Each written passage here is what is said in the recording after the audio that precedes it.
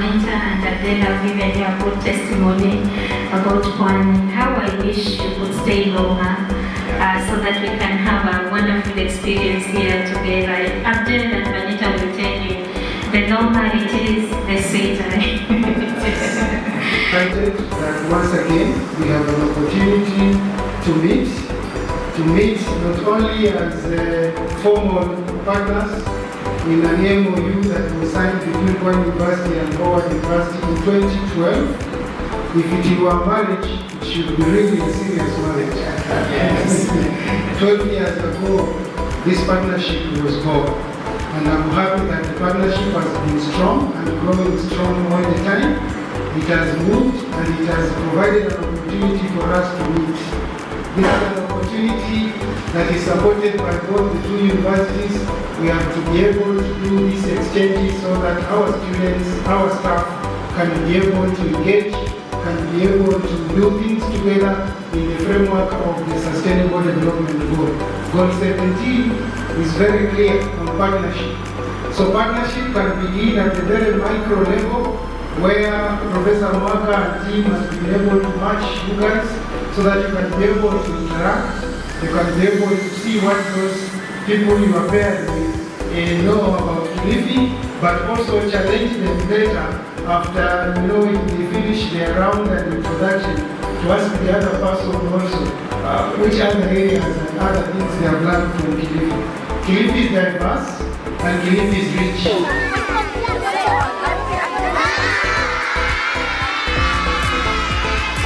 Wingi wa shangazi ni mashangazi. Rudia. Wingi wa shangazi ni mashangazi.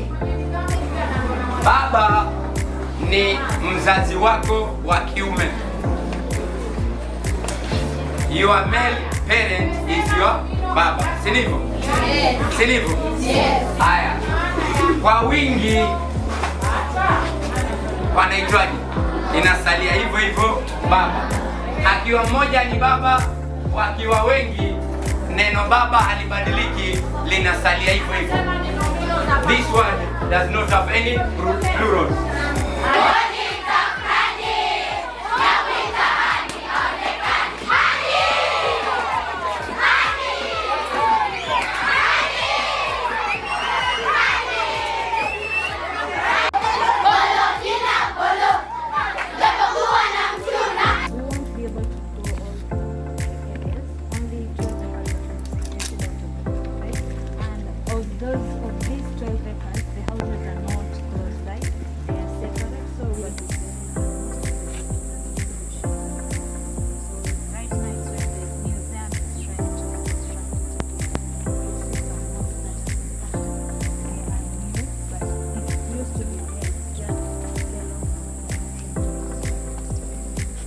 The buildings you're going to see there, you're going to see some houses, stone buildings. Of the walls, like what we have around here, you're going to see some houses of residents where we have the town section. Most, there are a total of 8, you'll only see 2 maybe or 1. You never know how large the area is. So when we are talking about women leaders among the Swahili community, we talk about the journey, the great journey of Vasco da Gama, when he was trying to find his sea route to India. When he came to Mombasa at Fort Jesus, by then it was not called Mombasa, Mvita.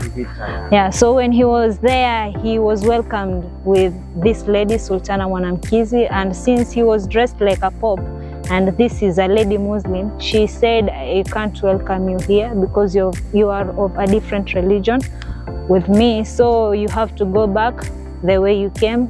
Vasco da Gama was not happy. He was just looking for supplies. So he happened to go back to his boat and sailed northwards, where he found himself at Malindi. There the Sultan welcomed him. They don't mention the name of that Sultan anyway. He was a man.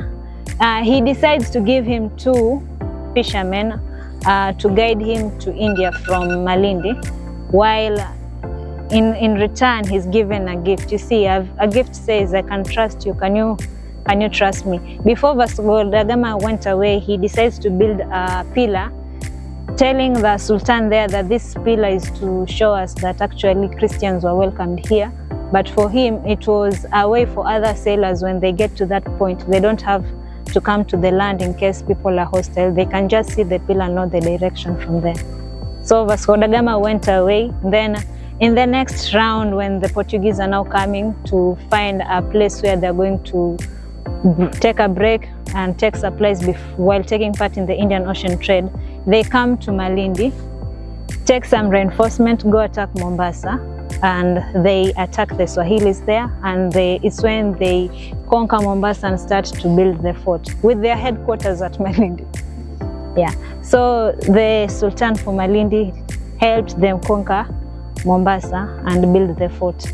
With the help of those who were not ready to become Christians, they were forced to do that labor back then. So the Swahilis there decided to ask for help from the Arabs, from Omani, who were at Zanzibar back then. So they get help from the Omans. They stage a date, and on that day they make the revolt. They attack those Portuguese at Fort Jesus. When they win the war, they now decide to enter into an agreement with the Swahili. Since we have helped you conquer back your land, the Swahilis decide that since we are of the same religion, it's better if you rule us than the other people to rule us, since they won't allow us to worship.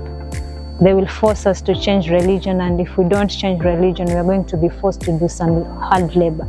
So they decide whenever there is a Swahili community, the Arabs are supposed to be in charge of that area. Fast forward, the British are here. They want to take part of the piece of cake. And when they come, they see the Arabs by the coast. So they decide to write the agreement with them that the 10 meter strip along the coast, that is where the Swahilis used to stay, is for the Arabs, while the rest of the piece of land is for the British. Now, with time, the Swahili and the Arabs now start to be involved with each other, and they decide they want to intermarry. They ask for permission from their religious leaders, and since they are of the same religion, they are now allowed to intermarry.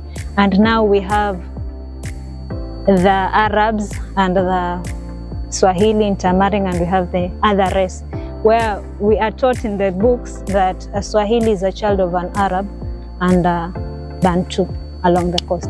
So it is still on the table, and people are still arguing that Swahili is a community of its own, and they can trace their lineage back to the top, but there are those who are still claiming that they are part of the Arabs and the coastal Bantus. Yes? Sana mama, hadithi hii inatoka karne gani? Karne. Tunaongelea karne ya kuanzia Waarabu wamefika huko karne ya 12. Yeah. Katika Afrika Magharibi, it's the same thing. Watu wa Afrika there will, because when Islam came, because that was becoming the popular religion, people wanted to get, how do you say, like validity and credibility. They wanted to have authority over other people or just within their community. So now that everyone is Muslim, if you can trace your lineage back to Arabia, then it lets people know, okay, you are truly a person with standing within Islam. So that happens. So some places, it is very true that people travel from Arabia to parts of Africa, but in other situations, it's because it gives you a social status. A social status. Yeah, but when we are talking about Gedi here, we do not have any evidence that the Arabs influenced Islam in this area. You see, Islam came to Africa in the 9th century, and here at Gedi, we believe these are Africans who are Muslims, and they have not been influenced with the Arabs whatsoever. The sign that the Muslims have on the mosque is the moon or the star, and the mosque here we have the arrow. Yes, it's totally different, and it's mostly found in East Africa. And the only place where you're going to find it different is maybe in Zanzibar, where we had the Oman Arabs. On this other part, the Arabs came, but much later, when these people had already abandoned the area. Why the arrow? The arrow is a sign for the nomads who are Muslims. Okay. Yeah. So here we talk about the gala, who are cousins with the Somali, and they are mostly found in Somalia and Ethiopia currently. They are nomadic pastoralists. You won't find them at one place. It's difficult even to trace them.